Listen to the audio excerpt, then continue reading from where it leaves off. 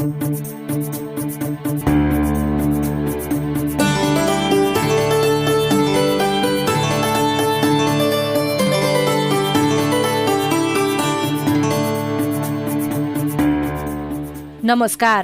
Radio कार्यक्रम साझा पहलमा तपाईलाई हार्दिक स्वागत छ। म सुशीला श्रेष्ठ अनि म अविनाश आचार्य। कार्यक्रम साझा पहल महिला, लैंगिक अल्पसंख्यक, अपाङ्गता भएका व्यक्ति र सीमान्तकृत समुदायमा सूचनाको पहुँच पुर्याउने उद्देश्यले तयार पारिएको कार्यक्रम हो। अहिले कोभिड-19 नियन्त्रणमा आएको जस्तो देखिएको छ, तर यसले महिला तथा सीमान्तकृत वर्गमा आर्थिक, सामाजिक तथा मानसिक रूपमा गहिरो प्रभाव छोडेर गएको छ। कार्यक्रममा हामी लैंगिक समानता र सामाजिक समावेशीकरण जेसीको दृष्टिकोणबाट अब आउने कोभिड जस्ता महाव्याधि र विपदसँग सम्बन्धित प्रभावकारी तयारी, प्रतिक्रिया र पुनः प्राप्तिको बारेमा छलफल गर्नेछौं। लैंगिक समानता र सामाजिक समावेशीकरण दृष्टिकोण भन्नाले हामी यस कार्यक्रममा महिला, सीमान्तकृत वर्ग, बालबालिका, ज्येष्ठ नागरिक, अपाङ्गता भएका व्यक्ति, एकल महिला, लैंगिक अल्पसंख्यक, विभिन्न हिंसाबाट प्रभावित भएका महिला तथा किशोरी, दीर्घरोगी, गर्भवती तथा सुत्केरीका सवालहरूलाई प्राथमिकता दिनेछौं। सँगै लैंगिक हिंसा तथा जातीय विभेद, मानव बेचबिखनबाट प्रभावित भएका व्यक्तिहरू, सामाजिक, आर्थिक तथा नागरिक अधिकारबाट वञ्चित भएका व्यक्तिहरूको भोगाई, उनीहरूका अपेक्षा, पुनरुत्थानका लागि सरकारवालाले के गर्न सक्छन्, विज्ञ संघको परामर्श, साथै सरकारका योजना, लक्षित वर्गको पहुँच र कार्यान्वयनको अवस्थाबारे खोजी गर्नेछौं। साथै कोभिडबारे फैलिएका अफवाहहरू, भ्रम र गलत जानकारीलाई सम्बोधन गर्दै विज्ञसँगको सवाल जवाफ पनि प्रस्तुत गर्नेछौं र सबैको पहुँचमा आवश्यक सूचना पुर्याउने प्रयत्न गर्नेछौं। युएन ओमनको सहयोगमा ल्याक नेपाल र अकोराबको साझेदारीमा उत्पादन गरिएको कार्यक्रम साझा पहल CIN मार्फत सामुदायिक रेडियोबाट देशैभरि CINखबर.com र मोबाइल एप CINमा पनि चाहेको बेला तपाईँ विश्वभरि नै सुन्न सक्नुहुन्छ। साथै CINको फेसबुक पेजमा गएर सांकेतिक भाषामा हेर्न पनि सक्नुहुनेछ। कार्यक्रम साझा पहलमा आज विपद सञ्चारमा स्थानीय सरकार र स्थानीय सञ्चार माध्यमको सहकार्यका विषयमा छलफल गर्नेछौं। साथै यही अन्तर्गत आर्थिक रूपमा पुनः प्राप्तिका लागि आवश्यक सिप, स्रोत, साधन र आर्थिक समावेशीकरण सम्बन्धी सवाललाई पनि समेट्नेछौं। कार्यक्रम साझा पहलको 18औं भागमा आज हामी विपद सञ्चारका लागि स्थानीय सरकारले सञ्चार माध्यमसँग कस्तो साझेदारी गरिरहेका छन्, विपद पूर्वको अवस्था, विपदको समग्र अवस्था र विपद पश्चातको अवस्थाका लागि दिनुपर्ने सूचनाको लागि स्थानीय सञ्चार माध्यमसँग स्थानीय सरकारले कसरी साझेदारी गर्न सक्दछ, कस्ता खालको सहकार्य र योजनाको आवश्यक पर्दछ। सञ्चार माध्यमसँग जोडिराखेको अवस्था हो। उहाँहरू रेडियो मार्फत, पत्र पत्रिका मार्फत पनि, सामाजिक सञ्जाल मार्फत पनि सचेत हुन सक्ने स्थिति छ। आगामी दिनमा विपद सञ्चारका लागि सञ्चार माध्यमसँगको सहकार्यका लागि स्थानीय सरकारका योजना, सञ्चार माध्यमहरूले सरकारको सूचना जनता सामु तथा विपन्न समुदायमा तत्काल पुर्याउनको लागि के गर्न सक्दछन्, बाढीबाट कसरी बच्ने, हैन, अब यसको लागि कस्तो खालको पूर्व तयारी अपनाउने भन्ने कुराहरू चाहिँ यो सञ्चार माध्यमबाट नै हो जनतालाई सूचना दिने। त्यसकारणले यसको लागि चाहिँ अब स्थानीय निकायले, स्थानीय सरकारले पहल गर्नै पर्छ। विपद सञ्चारका लागि स्थानीय सरकारले सञ्चार माध्यमसँग कस्तो खालको साझेदारी गर्न सक्दछन्, विपद सञ्चारलाई अझ प्रभावकारी बनाउन कसरी सकिन्छ, उपाय के हुन्छन्, सञ्चार तथा विपद विज्ञको सुझाव। विपद व्यवस्थापन समिति हुन्छ, सूचना व्यवस्थापनको लागि चाहिँ एकजना फोकल पर्सन हुन्छ, त्यस्तै त्यहाँ रिस्पोन्स टिम हुन्छ। त्यसकारणले यो सबैको बीचमा साझेदारी भए जस्तै त्यसमा हाम्रो खास गरी सञ्चार माध्यमलाई पनि थप गर्यो भने यो विपदलाई न्यूनीकरण गर्नलाई चाहिँ थप मद्दत पुग्न सक्छ। साथै कोरोना महामारीका बारेमा फैलिएका अफवाहमा विज्ञको जवाब सहितको विशेष श्रृङ्खला प्रस्तुत गर्नेछौं। विपद सञ्चार भनेको विपदका बारेमा सही सूचना सम्प्रेषण गर्नु हो। विपदका सवालमा सही सूचना सम्प्रेषण गर्दा जनधनको सुरक्षा हुन सक्छ भने सञ्चार माध्यमबाट प्राप्त सही सूचना विपदको पूर्व तयारी गर्न र प्रतिकार गर्नका लागि अधिकांश मानिसले उपयोग गर्न सक्छन्। जब विपद आउँछ, सही सूचनाले जीवन बचाउन सक्छ। विपदको बेला प्रभावित समुदायलाई जानकारी आवश्यक पर्छ। के भयो, अब के आशा गर्ने, सुरक्षित स्थान कहाँ छ, कसलाई सम्पर्क गर्ने, के नगर्ने धेरै प्रश्नहरू हुन्छन् जसको उत्तर मानिसहरूलाई आवश्यक हुन्छ। समयमै प्रवाह गरिएको जानकारी जीवन बचाउन, आघात कम गर्न, सहज रूपमा राहत वितरण गर्न तथा पुनर्वासको काम गर्न महत्त्वपूर्ण हुन्छन्। विपदबारे सत्य तथ्य प्रकाशन वा प्रसारण गरी सहायता गर्ने निकायहरूको ध्यान आकर्षण गर्नुका साथै मानवीय सहायता प्रदान गर्न र प्राथमिकीकरण गर्नमा सहयोग गर्न सक्छन्। यति मात्र होइन, विपदका समयमा टेलिफोन तथा मोबाइलको नेटवर्क नभएको अवस्थामा समेत सञ्चार माध्यमले प्रभावित समुदायलाई अत्यावश्यकीय सूचना प्रदान गर्न सक्छन्। साथै बाहिरी संसारमा सो घटनाबारे जानकारी गराई सहायताका लागि आवश्यक वातावरण सिर्जना गर्न सक्छन्। विपद अघि, हुँदा र पछि पनि सरकार, राष्ट्रिय तथा अन्तर्राष्ट्रिय सङ्घ संस्था र नागरिक समाज बीच सम्बन्ध बढाउन पनि राम्रो सञ्चार आवश्यक हुन्छ। यी सबैका लागि सञ्चार माध्यमले महत्त्वपूर्ण भूमिका खेल्छन्। तर विपद प्रतिकार्यका लागि स्थानीय सरकारले स्थानीय सञ्चार माध्यमहरूसँग सहकार्य गरिरहेका छन् त? साथी अस्मिना पाण्डेले रूपन्देहीका स्थानीय सरकारले गरिरहेको अभ्यास र यसले विपद प्रतिकार्यमा पारेको प्रभावको सेरोफेरोमा एउटा रेडियो सामग्री तयार गर्नुभएको छ। सुनौं है त। बुटवल 3 का सतीकुमारी श्रेष्ठको घरमा गत वर्ष मात्रै होइन, यो वर्ष पनि बाढीले क्षति पुर्यायो। भाँडा कुँडादेखि कपडाहरू समेत सबै बाढीले बगायो। तर ठूलो पानी पर्दैछ, यसबाट बाढी आउन सक्ने सम्भावना छ भन्ने पूर्व जानकारी पाउन सकेको भए सचेत रहने र क्षति कम गर्न पूर्व तयारी गर्न सकिने थियो भन्ने उहाँलाई लागेको छ। तर उहाँले यस्तो सूचना कतैबाट पाउन सक्नु भएन। पानी आउने बस्दिन म, अन्त कहिले कोसँग सुत्छु। पार खोजौँ पनि कता गएर खोजौँ पनि छैनन्, कोही पनि बुढा पनि छैनन् बहिनी। जसलाई पर्यो हेर्नुहोस् है, यहाँ पानी आयो त आफै रुँदै फाल्दै। बुटवल उपमहानगरपालिका वडा नम्बर 3 ज्योतिनगर क्षेत्र चुरेको फेदमा पर्छ। यहाँ बाढी पहिरोको उच्च जोखिम छ। उपमहानगरको विपद व्यवस्थापन शाखाका अनुसार आर्थिक वर्ष 2078-79 सम्म बाढीका कारण 3 जना, कोभिडका कारण 217 जनाको मृत्यु भएको छ भने 19 वटा ओडा रहेको नगरमा बाढी पहिरोका कारण वडा नम्बर 3, 12, 16, 1 गरी 21 घरधुरी प्रभावित भएका छन्। तर विपदको जोखिम न्यूनीकरणका लागि स्थानीय सरकारले विपद सञ्चारका लागि सञ्चार माध्यमसँग समन्वय गरेको पाइँदैन। बुटवल उपमहानगरपालिकाका उपप्रमुख सावित्रा देवी अर्याल। जति बेला विपद पर्यो, ज्योतिनगर पहिरो गयो, त्यसपछि तिनाउमा चाहिँ घरहरू बगाए, मानवीय क्षति त भएन। तर पनि हामीले यति बेला हामीले पत्रकारहरू र सञ्चार माध्यमलाई खबर गर्नुपर्छ, सूचना प्रवाह गर्नुपर्छ भन्ने खालको कुरा भएन। कतिपय ठाउँमा त मेयर साहब पुगेको ठाउँमा, म पुगेको ठाउँमा स्वतःस्फूर्त ढङ्गले मिडियाहरू पुग्नुभयो र प्रचार पनि गर्नुभयो। तर पनि अब हुने कार्यक्रमहरूमा हामीले सञ्चार माध्यमलाई समेटेर केही पूर्व सूचनाहरू तयार गरेर सञ्चार माध्यमबाट भनिदिनका लागि हामीले चाहिँ अनुरोध गर्नेछौँ र अब आउने भवितव्य भरसक नआओस्। रूपन्देही जिल्ला प्रशासन कार्यालयको तथ्याङ्क अनुसार जिल्लामा 1 वर्षको अवधिमा विभिन्न विपदका कारण 101 जनाको मृत्यु भएको छ, जसमा आगलगीबाट 49 जना, बाढीबाट 2 जना, चट्याङबाट 5 जना, पानीमा डुबेर 45 जनाको मृत्यु भएको छ। तर जिल्ला विपद व्यवस्थापन समितिले समेत विपदको जोखिम न्यूनीकरणका लागि सञ्चार माध्यमसँग सहकार्य गरेका छैनन्। सूचना सङ्कलन र सूचना प्रवाहमा सञ्चार माध्यमको महत्त्वपूर्ण भूमिका रहने समितिका संयोजक एवं रूपन्देहीका प्रमुख जिल्ला अधिकारी भरतमणि पाण्डे बताउनुहुन्छ।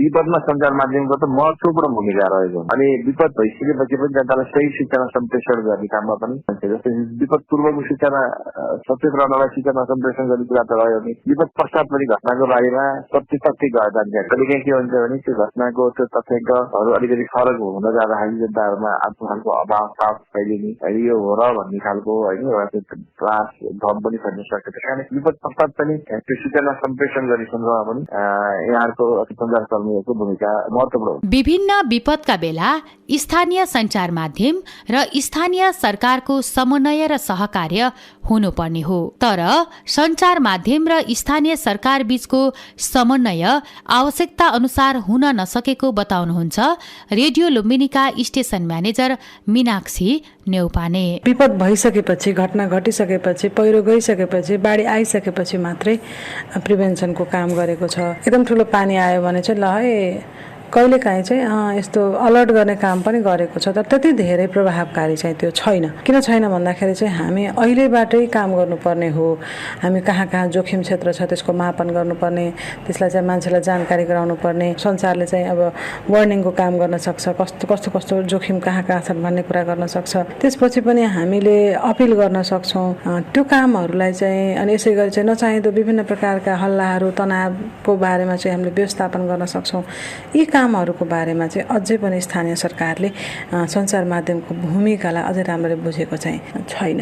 विपदका घटना घटिसकेपछि सूचना प्रवाह बढी गर्ने तर पूर्व तयारीका बारेमा स्थानीय सरकारले सञ्चार माध्यमको प्रयोग गर्न सकेको छैन। अस्मिना पाण्डे, CIN, रेडियो मुक्ति, बुटुवल। पछिल्लो समय रेडियो, टेलिभिजन, पत्रपत्रिका लगायत सामाजिक सञ्जाल समेत सञ्चारको लागि प्रभावकारी बन्दै गएका छन्। यी सञ्चार माध्यममा विपद जोखिम व्यवस्थापनका सवाललाई प्राथमिकता दिने गरेको पाइएको छ, तर विपद भएपछि मात्र सञ्चार माध्यममा स्थान दिने चलन बढी नै छ। विपद प्रतिकारका लागि स्थानीय सञ्चार माध्यम र स्थानीय सरकारले गरिरहेको सहकार्यको प्रभाव कस्तो छ?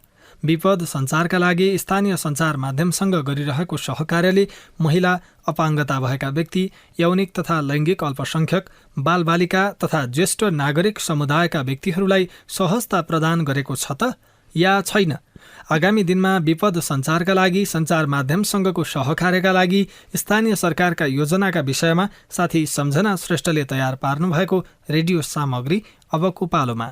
मकवानपुरको मनहरी गाउँपालिकाले विपद जोखिम न्यूनीकरणका लागि स्थापनादेखि नै स्थानीय सञ्चार माध्यमसँग सहकार्य गर्दै आएको छ। हुनसक्ने विपद र विपदबाट जोगिन नागरिक सचेतनाका लागि रेडियोमा सूचना प्रसारण, अनलाइन तथा पत्रपत्रिकामा सूचनाहरू सम्प्रेषण गर्नुका साथै टोल बस्तीमा गएर माइकिङ गर्ने जस्ता काम गरिरहेको मनहरी गाउँपालिकाका अध्यक्ष रञ्जन कालाखेती बताउनुहुन्छ।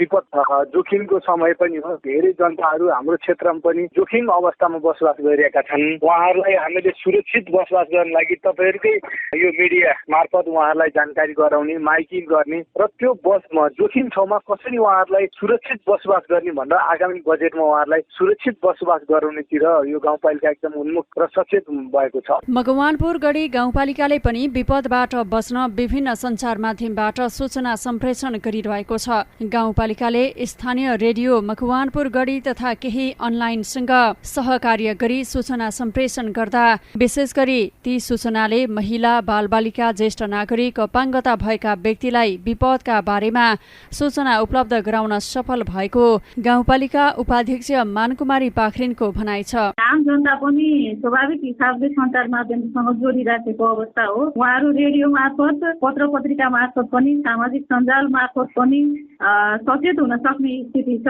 स्थानीय एफएमहरू मार्फत, त्यसै गरी मकवानपुरगढी गाउँपालिकामा एउटा एफएम पनि छ, मकवानपुरगढी एफएम भन्ने। त्यो एफएम मार्फत पनि सुनेर सूचना लिने, पढेर सूचना लिने, हेरेर अरूले भनेको आधारमा पनि सूचना लिने काम जनताले गरि नै राखेका छन्। त्यो हिसाबले सूचना लिने कुराबाट जनता चाहिँ अनभिज्ञ छन् जस्तो मलाई लाग्दैन। जे होस्, सञ्चार माध्यमले यसलाई चाहिँ धेरै नै सहयोग गरेको आवाज हामीलाई भएको छ। उत्तर जिल्लाकै बकैया गाउँपालिकाले भने विपद सञ्चारका लागि खासै ध्यान दिएको छैन। पालिकामा चट्याङका कारण वर्षेनी जनधनको क्षति हुने गरेको छ। यसबाट कति मानिसको मृत्यु भएको छ भन्ने तथ्याङ्क छैन, तर पालिकाले विपद सञ्चारलाई किन प्राथमिकतामा राखेको छैन? गाउँपालिकाका अध्यक्ष धर्मराज लामिछाने हाम्रो बकैया गाउँपालिकामा धेरै मृत्यु चाहिँ चट्याङबाट भएको छ विपदको कुरा गर्दा। दोस्रोमा अब विपद भन्ने के भन्ने करेन्टबाट पनि भइरहेको छ वर्षको 2-3 जना। सञ्चार माध्यमहरूसँग हामीले खासै कुरा गरेका छैनौँ। भयो भने चाहिँ जानकारी गराउँछौँ। अहिले हामीले अब एक खाले तालिम पनि गरायौँ विपद जोखिम सम्बन्धी जस्तो गाउँपालिका स्तरीय 45 जनालाई। अब योजना त्यस्तो मिडियासँग यसो गर्ने उसो गर्ने भन्ने योजना अहिलेसम्म अब त्यस्तो खासै छैन। आगामी दिनमा सञ्चार माध्यमसँग सहकारी कसरी बनाउनुहुन्छ? अब हामी बसेर सल्लाह गर्दै जान्छौँ।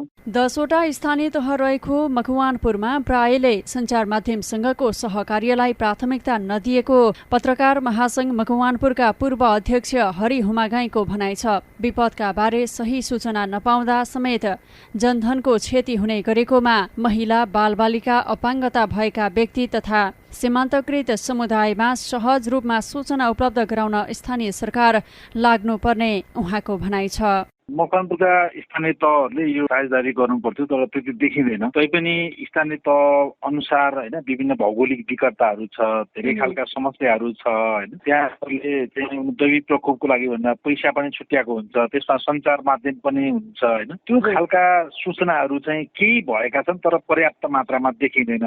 स्थानीय तहले आफ्ना समस्याहरू जस्तै सञ्चार माध्यममा छिटो जानकारी गराउनको लागि रेडियो त्यो प्रभावकारी हुन सक्छ, सबैभन्दा बलियो माध्यम होइन। अथवा अनलाइन पत्रिका पनि हुन्छ, टेलिभिजन हुन्छ होइन, पत्र पत्रिकाहरू हुन्छ। त्यो सूचनाहरू चाहिँ छिटो सम्प्रेषण हुन जरुरी देखिन्छ। विपद सञ्चारका लागि स्थानीय सञ्चार माध्यमसँग गरिरहेको सहकार्यले विपदबाट सबैभन्दा बढी प्रभावित हुन सक्ने जोखिममा रहेका वर्गहरूलाई सचेत गराउन सक्ने भएकाले पनि विपद सञ्चार स्थानीय सरकारको प्राथमिकतामा पर्नुपर्ने विपद विज्ञहरूको भनाइ छ। सम्झना श्रेष्ठ, CIN शक्ति FM हेटौडा। तपाई यति बेला रेडियो कार्यक्रम साझा पहल सामुदायिक सूचना नेटवर्क CIN मार्फत देशभरका विभिन्न सामुदायिक रेडियो र मोबाइल एप CIN र CINखबर.com मार्फत सुन्दै हुनुहुन्छ। तपाईलाई पनि विपदका बेला आफूले भोगेका समस्याहरू सुनाउन मन छ या सरकारसँग आफ्नो अपेक्षा, प्रश्न, गुनासो वा जिज्ञासाहरू छन् भने हाम्रो फोन नम्बर 01 52 60 646 मा फोन गरेर आफ्नो कुरा राख्न सक्नुहुनेछ।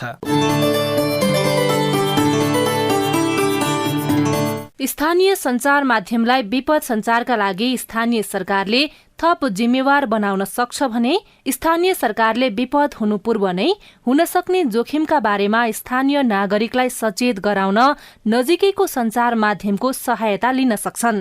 विपदको जोखिम कम गर्न अहिले नेपालमा उपलब्ध रहेका विभिन्न सञ्चार माध्यमहरूको अधिकतम उपयोग गर्दै ती सूचनाहरूलाई नागरिक समक्ष पुर्याउन सरकारको दायित्व हो भने सञ्चार माध्यमको जिम्मेवारी पनि हो।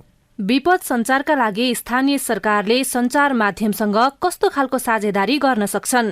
विपद सञ्चारलाई अझ प्रभावकारी बनाउन कसरी सकिन्छ?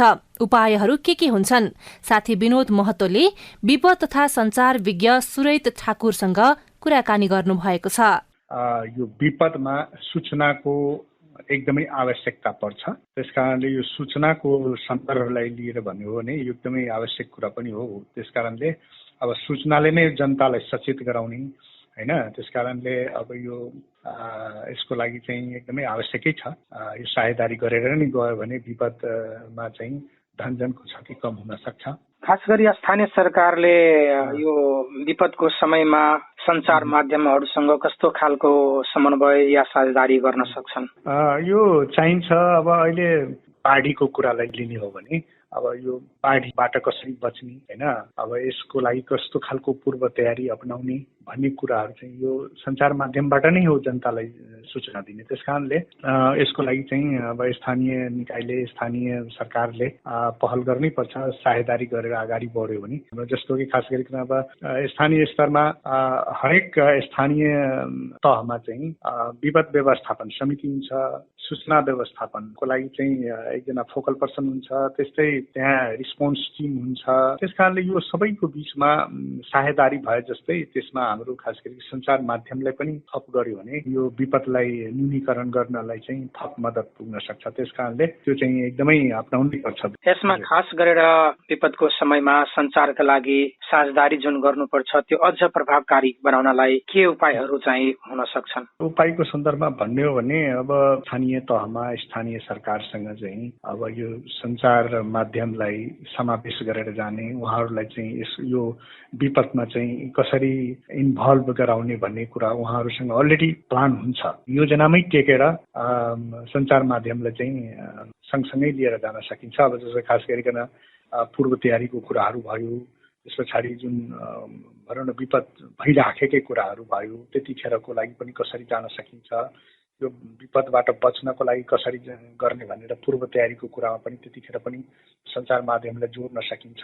त्यस्तै अब कहिलेकाहीँ विपद पश्चात पनि कसरी यसलाई रिकभरी भन्छौँ होइन, यसलाई कसरी रिकभरी गरेर जान सकिन्छ भने त्यो बेलामा पनि सञ्चार माध्यमको कतिपय त्यस्ता ब्रोडकास्टिङको मेसेजहरू ब्रोडकास्ट गरिदिनु पर्ने हुन्छ। त्यस कारणले यो कुराहरू सबै स्थानीय तहमा अलरेडी राखिएको हुन्छ। उहाँहरूले यो विषयलाई कसरी प्राथमिकता दिएको छ भन्ने चाहिँ उहाँहरूको एउटा निर्णयमा उहाँहरू टिममा यो कुरा चाहिँ विचार गर्नुपर्ने हुन्छ। उहाँहरूले नै सोच्नुपर्ने कुराहरू, तर गर्नु चाहिँ आवश्यक छ, गर्नु पनि पर्छ। किनकि यो गरिएन भने धनजनको क्षति बढी हुन्छ। सूचना यो सञ्चार माध्यमले नै दिने हो र सूचना प्रवाह भयो भने डिजास्टरका बेलामा, विपदका बेलामा मान्छे भनौँ न अब जनसमुदाय यसबाट चाहिँ बच्न सक्छ भन्ने कुरा हामीलाई लागेको छ।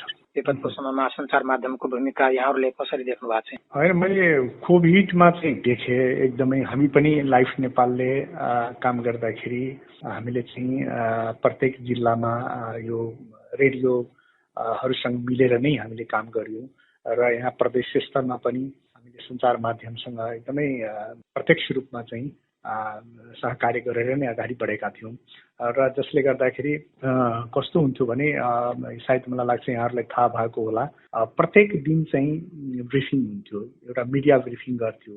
अब आज कति पोजिटिभ भए होइन, कति चाहिँ मृत्यु भए होइन, कति सङ्क्रमित भए, यी कुराहरू चाहिँ डे टु डे ब्रिफिङ भएपछि जनता यसको बारेमा सचेत हुन्छ। त्यो कुराहरू चाहिँ कोभिडमा चाहिँ हामीले एकदमै राम्रोसँग देख्यौँ र जसले गर्दाखेरि सरकारवालाहरू पनि एकदमै कहिलेकाहीँ मिडियाले नै घटाइदिन्छ, सञ्चार माध्यमले नै त्यो कुराहरू अगाडि ल्याइदियो भने सरकारवालाहरू अलिकति सचेत हुन्छ र उहाँहरू पनि अलिकति एक्टिभली सक्रियता उनीहरूको बढ्छ। त्यो चाहिँ हामीले देख्यौँ। कोभिडमा राम्रो रिस्पोन्स चाहिँ सञ्चार माध्यमले भयो भने, तर यो बाढी पनि एउटा हाम्रो यहाँ मध्य प्रदेशको लागि विपदमा चाहिँ एउटा प्रमुख विपदको रूपमा लिने गरेको छ।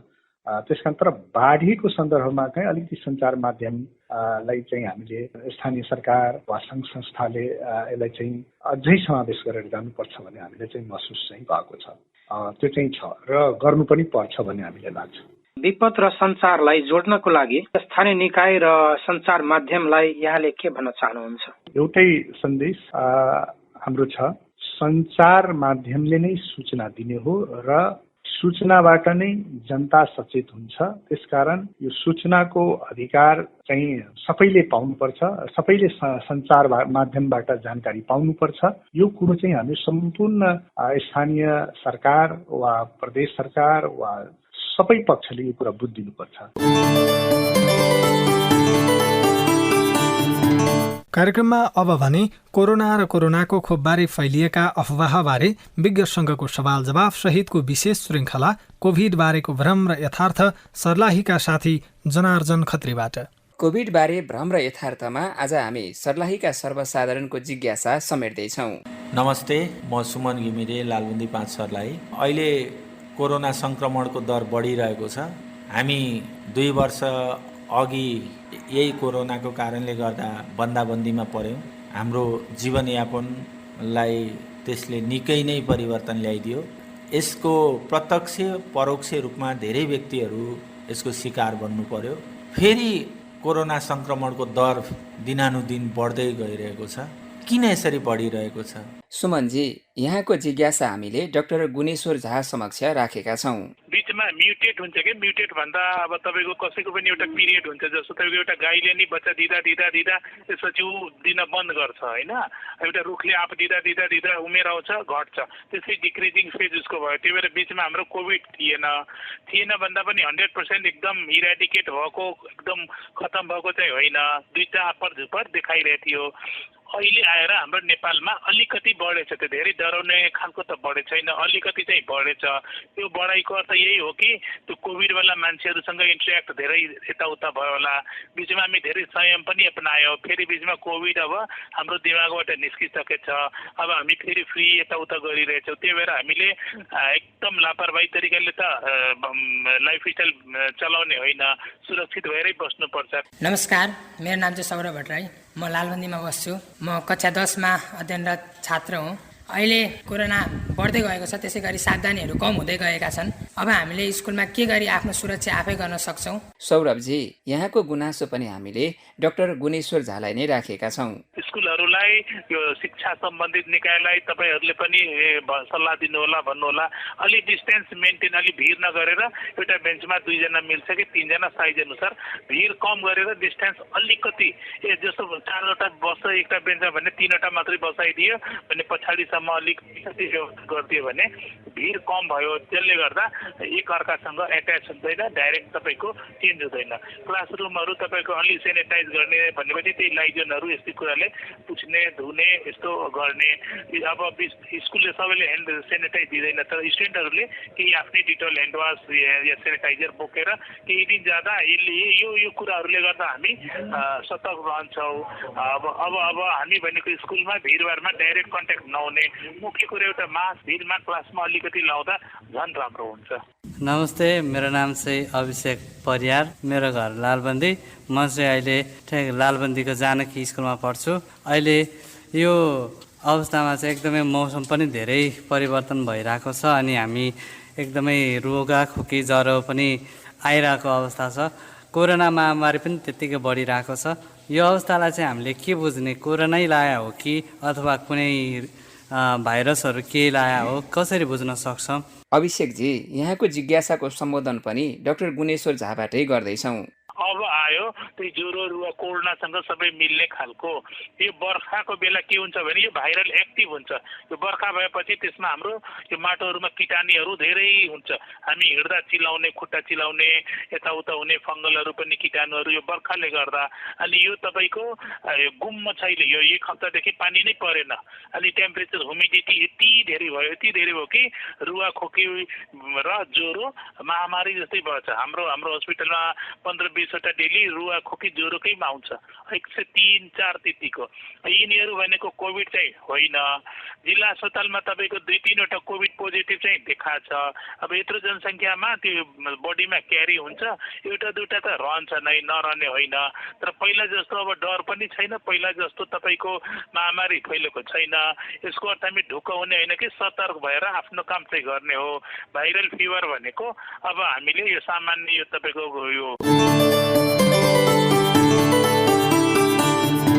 यो सँगै अब हामी कार्यक्रमको अन्त्यमा आइपुगेका छौं। आजको कार्यक्रम साझा पहलमा हामीले विपद सञ्चारमा स्थानीय सरकार र स्थानीय सञ्चार माध्यमको सहकार्यका विषयमा छलफल गर्यौं। विपद प्रतिकारका लागि सही सूचनाले अहम भूमिका खेलेको हुन्छ। सञ्चार माध्यमले विपद पूर्व, विपदको समय र विपद पछि पनि जोखिम कम गर्न सही सूचना सम्प्रेषण गरेर सहयोग गर्न सक्दछन्। तर विपद पूर्वको अवस्थामा भने सञ्चार माध्यमसँगको सहकार्य कम हुने गरेको देखिएको छ। विपद अगाडि नै हुन सक्ने विपदको क्षति न्यूनीकरण बारे आम नागरिकलाई सुसूचित गर्न सके विपदको जोखिम कम गर्न सकिन्छ। कार्यक्रम साझा पहलको आजको अङ्कबाट भने बिदा लिने समय भइसकेको छ। तपाईलाई तपाईको पालिका वा सरोकारवालासँग केही सोध्न, भन्न, जान्न, बुझ्न अथवा समस्या सुनाउन मन छ भने हामीलाई सम्पर्क गर्न सक्नुहुनेछ। केही प्रश्न, प्रतिक्रिया र टिप्पणी छन् भने हाम्रो टेलिफोन नम्बर 01 52 60 646 मा फोन गरेर रेकर्ड गराउन सक्नुहुनेछ।